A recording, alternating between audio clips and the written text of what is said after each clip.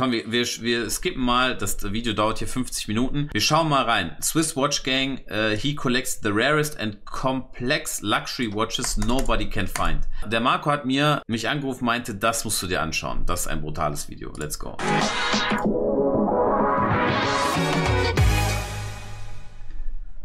Hello, welcome to Swiss Watch Gang. So 4 years ago, we've done a very cool video with my friend Tom here. And today is the day for part 2. Singapore Watch Club, einer der weltweit bekanntesten Uhrenhändler. We're going to talk about the development of your collection, sure. the slide. Boah, guck mal, er hat sich einfach von der Jules Audemars Serie, Alter, habe ich noch nie gesehen, Tourbillon, Skeleton, Perpetual Calendar. Change in taste, although a rabbit hole jumping on this side here. And just what's new since the last video. So we've done it 4 years ago when I picked up the Hublot and went to take a stroll around Singapore. Tell me, how you been since then? So Marco, the last time I saw you in Singapore was in 2019 when we did the last video. Yeah. So it's due time for a part 2, I think. For an update, huh? Yeah. And what an update we have here. So what did you... Guck mal, auch schöne Sammlung hier. Guck mal, was der alles hat. Den zum Beispiel, den Spiegel habe ich auch. Den Basketball habe ich auch. Das Ding habe ich leider nicht.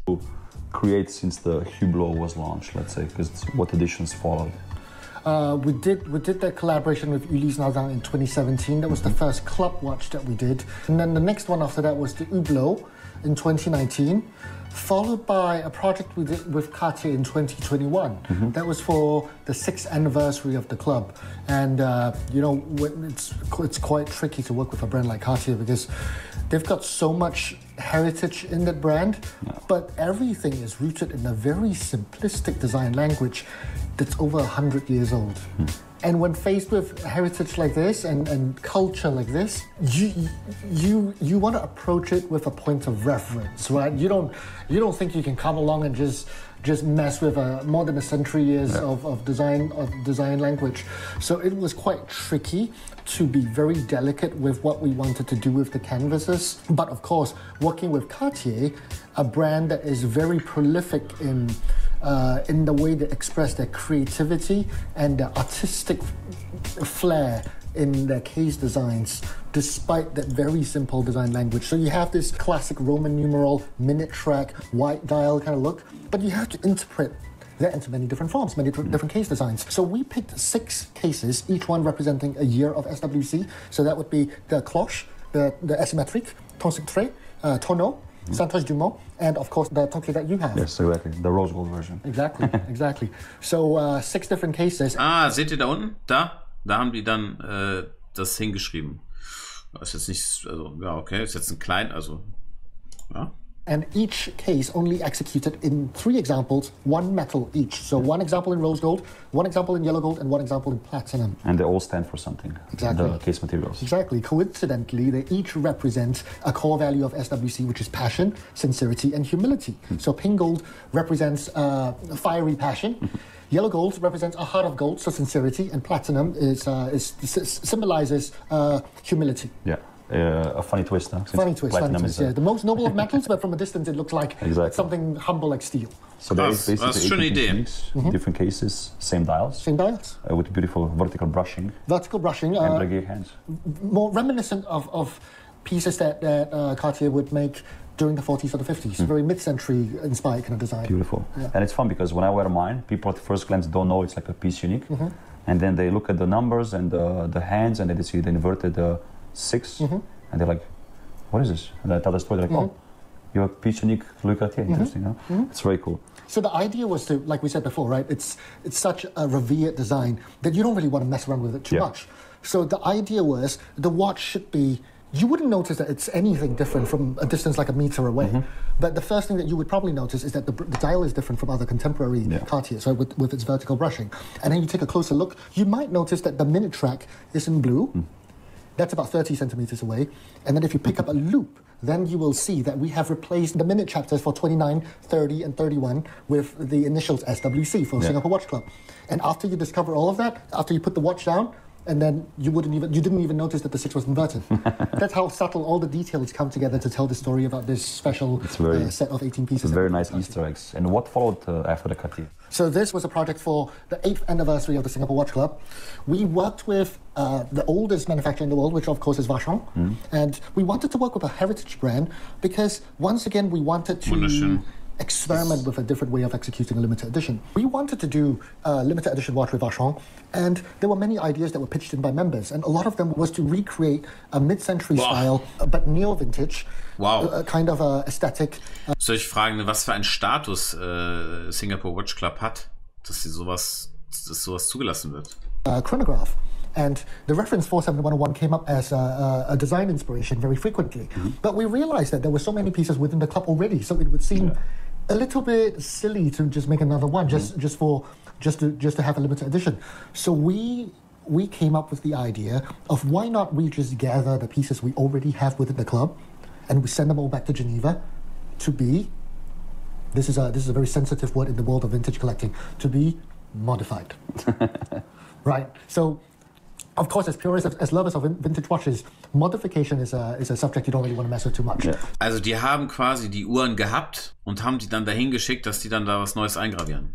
So we had to really handle with very delicately because this is uncharted territory. It's not a format that's been tried before, and as collectors, we want to make sure we do it right. In the very safe hands of Kristen Salmini, the heritage director of Vacheron, and we explored all the possibilities together of what we could do, and what we decided was, on the dial side, we weren't going to do anything else apart from having the seconds tip in red. Just so that on the dial side you could tell that this is that limited edition. But the fun starts on the back, actually. The back, yeah. So the chronograph bridge, this one over here, is replaced with a golden one. And at the Métier d'Art studio, it's hand engraved a floral motif with SWC hidden inside of it. Just a bit of, Just a bit, just a little bit of it. The concept of this project has three parts, right? The first one is restoration, where the watchmakers would work on servicing the watch to ensure that it's as good, it functions as well as they left the factory in the 1990s. Then the second part would be the modification part, and this is where the Eigentlich keine schlechte Idee, weil der Listenpreis von so einer Uhr extrem teuer ist. Und wenn man dann quasi auf dem Zweitmarkt sich so eine holt, ne, und dann quasi als Modification und so, ich glaube, das ist gar keine so verkehrte Idee. Also so hat man halt, das ist eigentlich eine ganz coole Sache. Work goes from the heritage department to the Métier d'Art studio, where they work on hand engraving that little golden bridge with a floral motif with SWC hidden, embedded within that floral motif.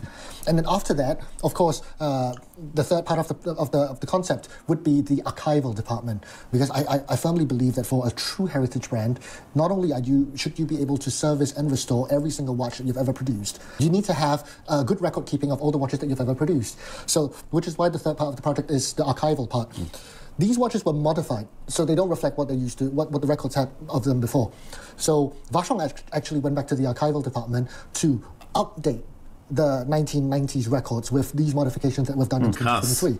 So it's a if you go back, you can see that this was also made, basically. Exactly. You would see that this was made in the 1990s, and then they were modified in 2023 with all the enhancements that we've had. Very cool. Beautiful project. Very meaningful as well. Thank you. And what I like about the editions that you come up with is, like you said, you try to be different. Not just pick one model, make 50 pieces, 20, 15, whatever. But really dig deep into what hasn't been done before. I think it's beautiful. Because I think for these projects, they're so tailored to like collectors and members, and that means that these pieces would never really the perpetual calendar that came out in 1978, and that was the watch that saved AP through the quartz crisis, because it proved that a mechanical supercomputer like a perpetual calendar can be so thin and so compact like a time-only quartz, because it only had a perpetual calendar, chronograph, and the minute repeater. Only. Didn't have. It was short of a split, right? So it wasn't considered a grand complication. But this was the first time they miniaturized it to fit on the wrist. It even has a weak indicator that I find to be quite interesting. So altogether, AP made 20 examples, 15 in yellow gold and 5 examples in platinum. Beautiful. And can we hear it also chime? Sure, of course. Let me adjust it to a more audibly pleasurable time.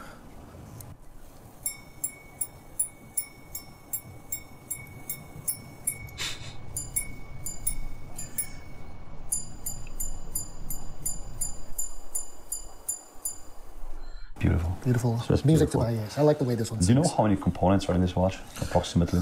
Because it looks a bit bigger, and obviously with its complexity. I mean, off the top of my head, I don't really know, but I would imagine a watch like this maybe 700 components. of course. I think the new ones in the what did they call that watch?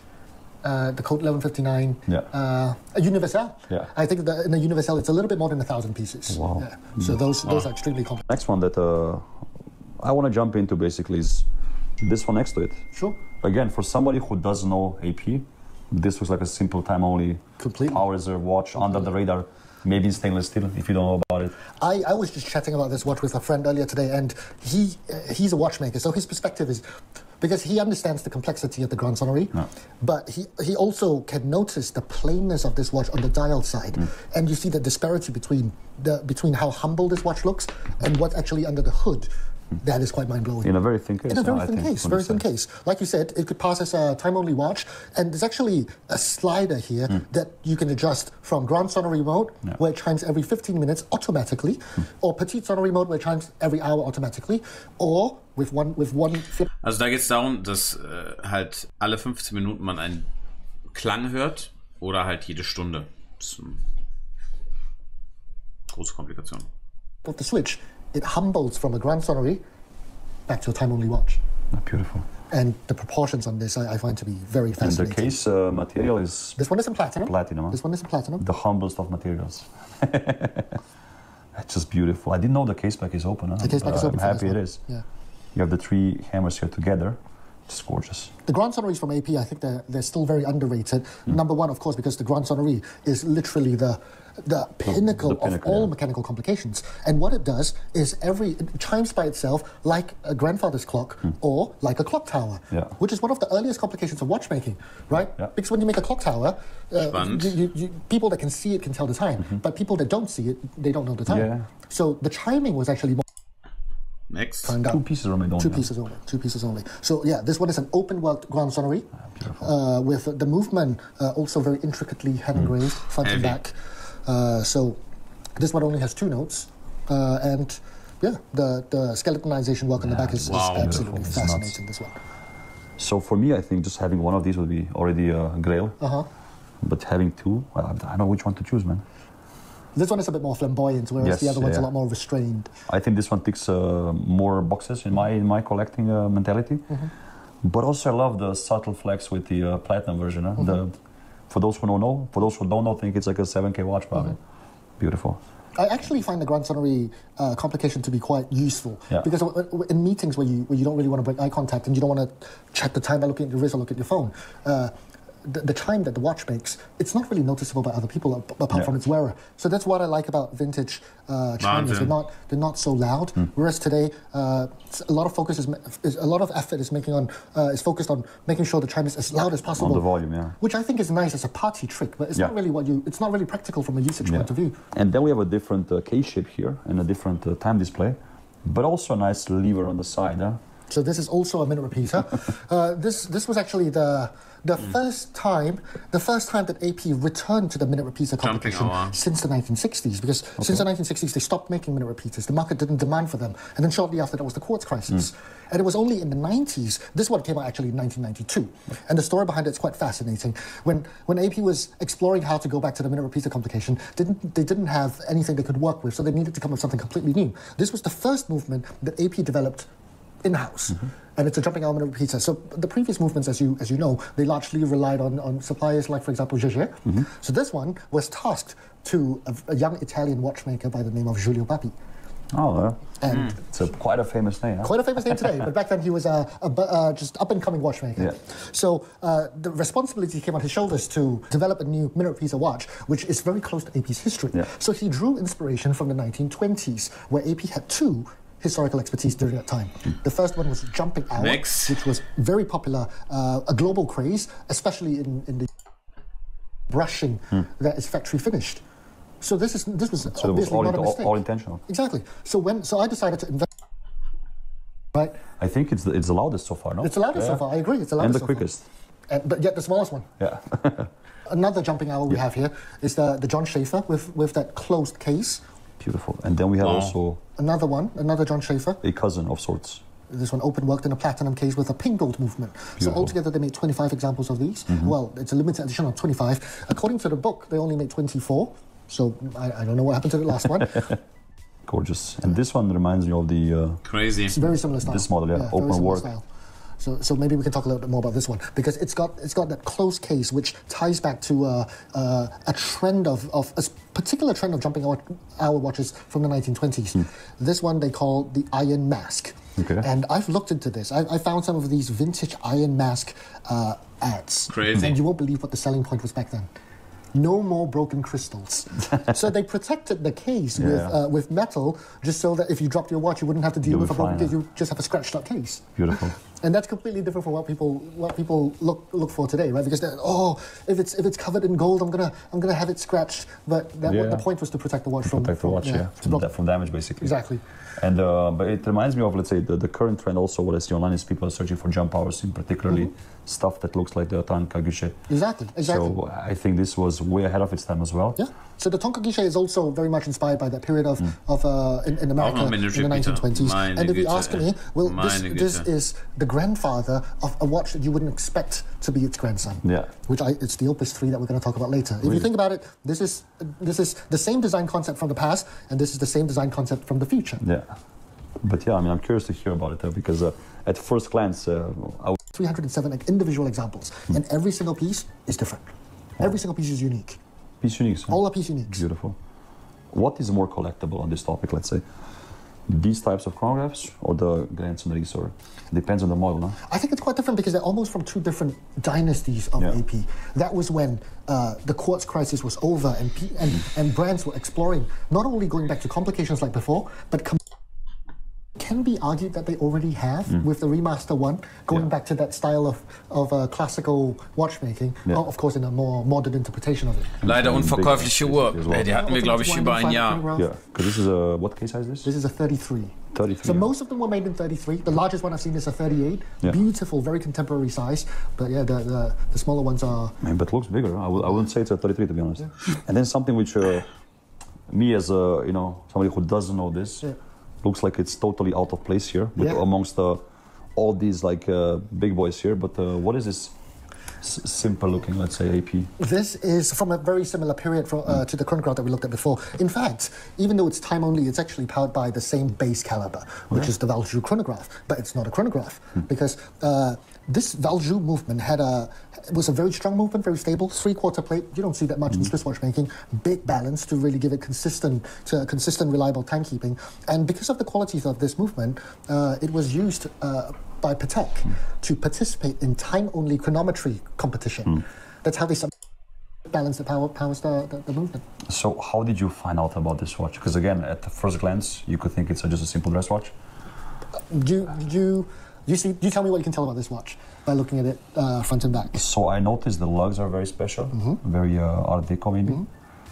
The crown is a bit more in the case than I would expect. So this is what I meant when I said for watchmaking of the mid-century era, a lot of its qualities were in its very minute details. So from a distance, it looks like a pretty generic watch, but you look the beautiful with a very interesting movement construction. The crown, firstly, is on the back. It's a back winder. And secondly, it does this. It's a bumper automatic? It's a bumper automatic. Inspired by vintage automatic Breguet pocket watches that were wound like this. Yeah, with the big... I've seen some pictures of this. Exactly. So it doesn't have a conventional winding rotor that turns in circles, but it's a bumper that shakes left and right. And because of the skeleton architecture and the sapphire dial, you actually see that bumper rotor peeking in and out at 2 o'clock. Very cool. I didn't know that. Yeah. I thought it's a manual wind, basically. Yeah. And so the power reserve is here at 9 o'clock, and then you have the date at 3 o'clock, and the tourbillon sitting there at 6 o'clock. Gorgeous. I think I've seen this watch like with a closed dial. Yeah. The more classical variant has a solid dial. Never with an open wheel dial. It's just gorgeous. Krass. And how many examples are known of this? Honestly, I don't know, because tourbillons were not really touched on in this book. So it's still something I'm hoping to find out. I've maybe seen one other tourbillon example with a dial. This is the only one that I've seen with a platinum case and the sapphire dial. I've seen in rose gold as well. I've seen in yellow gold as well. But I would imagine the platinum one should be the one that was least produced, I think. And the case is maybe the lugs are inspired by This one? Probably. I mean, if you look far back enough into the early periods of wristwatches in the 1930s and the 1940s, this design of lugs were not really that uncommon. Beautiful. But of course, to execute them, it's a heavy bumper automatic. Huh? You can feel it when you move the watch back and forth. We owe a lot to him for the current climate we have for independent watchmaking, because he was one of the first to believe that independent watchmakers should not be hidden behind the scenes, but rather be placed on the pedestal at the same level as the brand. So at Harry Winston, he was the one that started the legendary Opus series, right? The idea was that Harry Winston would work with a different master watchmaker every year to produce a groundbreaking watch series, which had already immediately a very distinct and unique Harry Winston. And this was actually the first complication that they launched the brand with, which was a double retrograde perpetual calendar.